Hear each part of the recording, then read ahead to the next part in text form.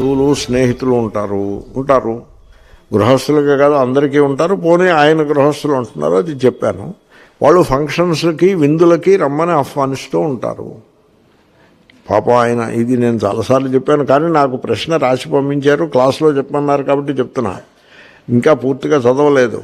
మీరు ఈ ఆహ్వానములను తిరస్కరించుడు, నేను ముందే చెప్పేస్తున్నా. ఫంక్షన్స్కి ఎందుకండి? ఫంక్షన్స్కి వెళ్ళారనుకోండి, మామూలుగా ఇంట్లో కూర్చుని కూర పప్పు పెరుగుతో భోజనం చేసే బదులు ఫంక్షన్కి వెళ్తే 3 కూరలు 4 పచ్చళ్ళు, ఎందుకది? స్వీట్లు.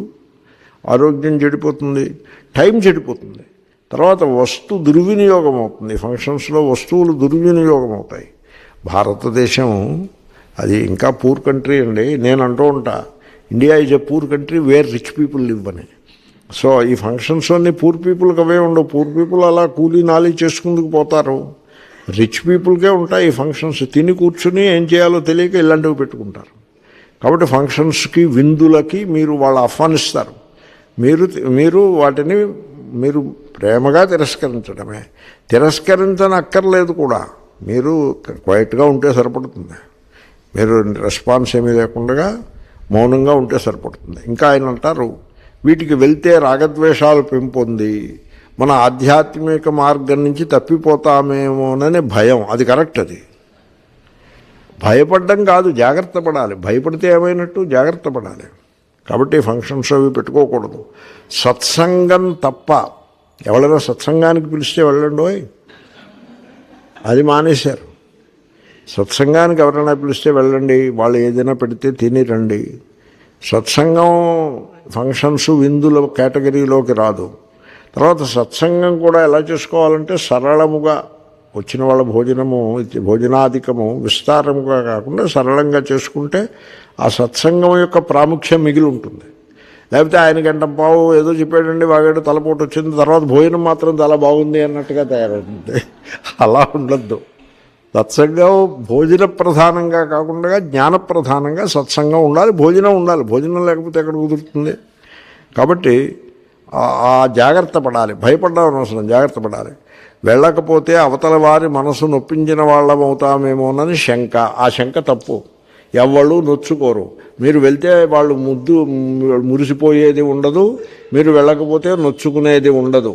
మీరు ఏమైనా అనుకుంటారేమోనని అలా అంటారు.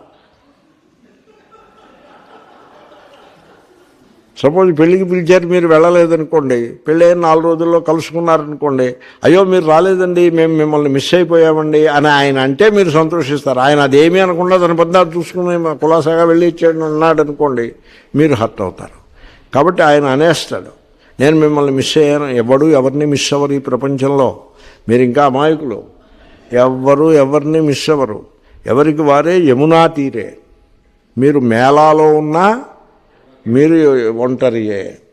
మీరు ఒంటరిగా ఉన్నా 10 మంది మీరు మీ బుర్రలో మెదులుతూనే ఉంటారు. కాబట్టి ఎవ్వరూ ఏమీ అలా అంటారు పైకి, వాళ్ళేమీ దే డోంట్ మీన్ ఇట్. అదీగాక అవతలి వారు మనం వెళ్ళకపోతే మన అహంకారమును ఆపాదిస్తారేమో. దేమే అహంకారమును ఆపాదించవచ్చును. కానీ మీరు కన్సిస్టెంట్గా వెళ్ళడం మానేస్తే అప్పుడు అది అహంకారము కాదు అని తెలుసుకుంటారు. మీరు ఒకదానికి వెళ్ళడం మానేసి రెండో దానికి వెళ్ళారనుకోండి, అరే వీడికి ఏదో మన మీద కోపం ఉంది అంచేది రాలేదని వాళ్ళు అనుకుంటారు. మీరు కన్సిస్టెంట్గా వెళ్ళడం మానేశారనుకోండి, ఇంకా అహంకారం అనుకోరు. ఈ స్వాముల్లో కూడా పెళ్ళిళ్ళకి పేరెంటాలకి అన్నింటికీ వెళ్తారు కొంతమంది స్వాములు. నేను పెళ్ళి పేరెంటం దేనికి నేను వెళ్ళను అని నేను ఒక నిర్ణయం చేసుకున్నాను. నేను వెళ్ళను. ఈ ఇనాగరేషన్స్కి పెళ్ళిళ్ళకి పేరెంటాలకి నేను వెళ్ళను. ఆఖరికి ఉపనయనానికి కూడా నేను వెళ్ళడం లేదు. తప్పనిసరి అయితే తప్పనిసరి అయిన సందర్భాల్లో 1-2 సందర్భాల్లో అనేక కారణాల చేత వెళ్ళి ఉండవచ్చును. Otherwise I'm not going. So మీరు ఉపనయనం అయిన తర్వాత వచ్చి మీరు దండం పెట్టి వెళ్ళండి అని చెప్తున్నాను. ఎక్కడో ఒక స్పెషల్ కేసులో ఆ అమ్మగారు కాలం చేశారు, వాళ్ళ అబ్బాయికి ఉపనయనం అవుతోంది, వాళ్ళ అబ్బాయికి మనవడికి ఉపనయనం అవుతోంది. నాకుండే ఒక ఆర్ద్ర భావంతో కొన్ని సంవత్సరాల తర్వాత వెళ్ళి ఉపనయనం ఆశీర్వదించి వచ్చాను. వాళ్ళ సంతోషం కోసం, నా సంతోషం కోసం కూడా. Otherwise I'm not going anywhere. వాళ్ళు మొట్టమొదటి ఏమనుకునేవారు, ఈ స్వామికి ఏమిట్రా ఎందుకు రాడు, దక్షిణ అంటే ఇబ్బంది కష్టమా, మేమేమో అన్నీ చేస్తున్నాం కదా అక్కడ వాళ్ళందరూ వచ్చారు, ఈయన ఎందుకు రాడు, ఈయనంతా పౌరమవుతానని అనుకున్నారు ముందు. తర్వాత ఏమనుకున్నారంటే ఆ ఐడియాస్ అన్నింటినీ తీసేసి ఆయన లక్షణం అది అని అర్థం చేసుకున్నారు.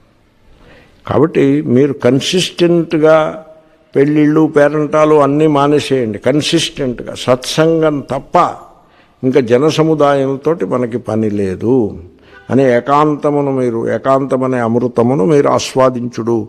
ఎవరికి తోచినట్టు వాళ్ళు అనుకుంటారు. ఈ పరిస్థితిని ఎదుర్కొనే మార్గం సూచించగలరు. సూచించేనా లేదా మార్గం? కాబట్టి మీరు చూసుకోండి. ఆ ప్రశ్న అయిపోయింది.